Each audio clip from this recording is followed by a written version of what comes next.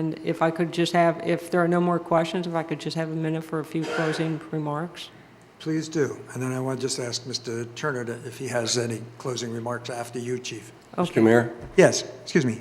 I'm sorry. Yes, I sir. have some questions, Oh, please. further questions. Chief Williams, thank you. I also want to say thank you for coming in. And I don't want you to think this is an ambush, but this is for educational purposes, Sure. for my education. And some of the things that I want to ask you may be better answered at another meeting, or maybe if the city manager thinks we should do it privately, I'll do it privately. But these are some of the other concerns that I've heard and that I would like a further explanation of. Sure. And those would be our turnover rate in the department. Just out of curiosity, you know, there was something out there about recent resignations and but I think our turnover rate, I would like to know what that is at some point in time. Well, I'm glad you asked it. I'd be happy to respond now. Okay. Actually, we do not have a high turnover rate.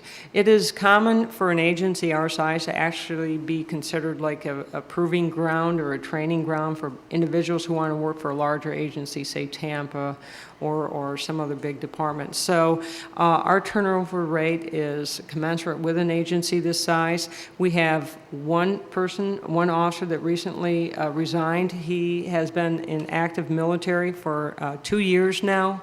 And he was given an opportunity of a lifetime. They offered to pay his full education and bring him back as a commissioned officer. And so I don't blame him for doing that. He's a great guy, and I'm pleased that he is one of our defenders for our nation and has taken that opportunity.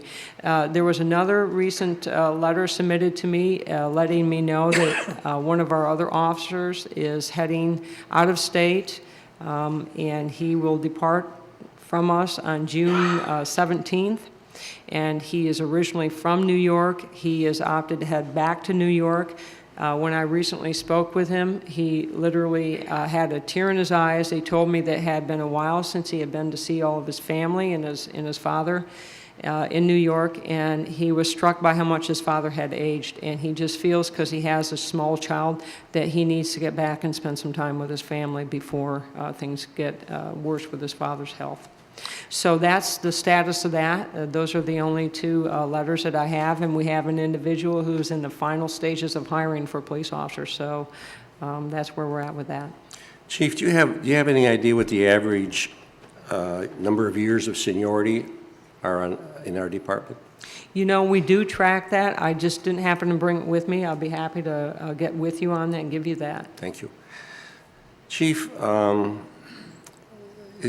I heard that there was an individual that went from patrolman to lieutenant in 4 years or something. Is that, do you know, am I being clear on that question? I would have to look into that as well, because I off the top of my head. Okay, well, let me be clear. I heard that he started out as a patrolman, and within a short period of time, I think it was either 4 or 6 years, he was promoted from patrolman to sergeant to lieutenant. I would have to look into that and Okay. see if that's true. Thank you. There was also something out there about an officer that was tending to his personal business when he was on duty with permission. Is that been taken care of, or is that a special case? I'm glad you brought that up, because this item was actually communicated to me in passing one day, and I immediately asked the patrol division commander whether it had occurred, and the captain confirmed it had occurred on a limited basis after he granted permission. I directed the captain that the permission was revoked by me, and it has not occurred since. Mr. Turner and I have discussed this, and it's a closed matter. It's been resolved. Thank you.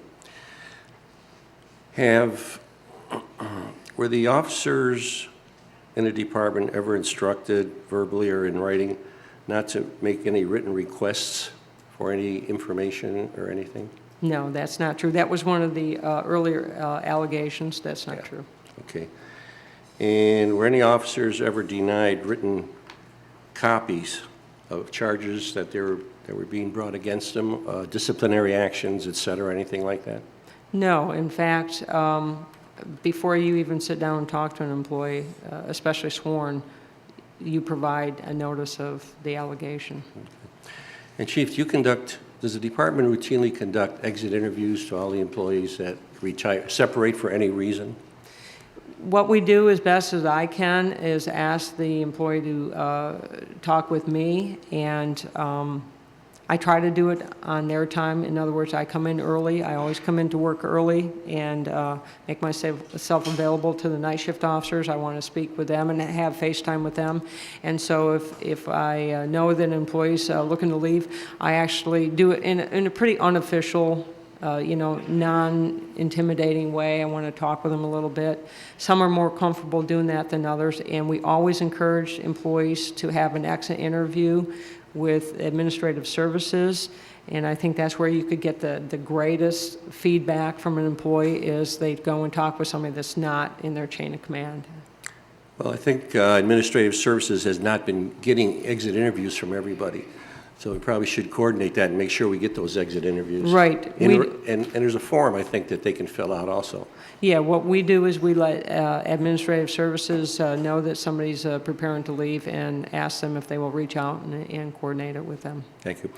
I have one last question, and you may not want to talk this over until you check it out, and maybe you don't want to talk about it in public. But a couple of years back, there was an incident where someone was at familiarization training or weapons qualifying training. Stepson was injured about two and a half years ago. Do you remember that? Yes, I do. Okay.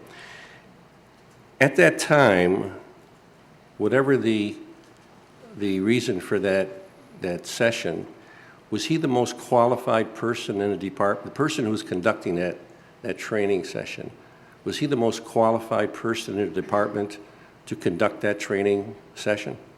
Are you speaking about the range person that was actually conducting that training session that night? Yes. Yes. Yes? Yes. Okay. Thank you very much. I appreciate it. My pleasure.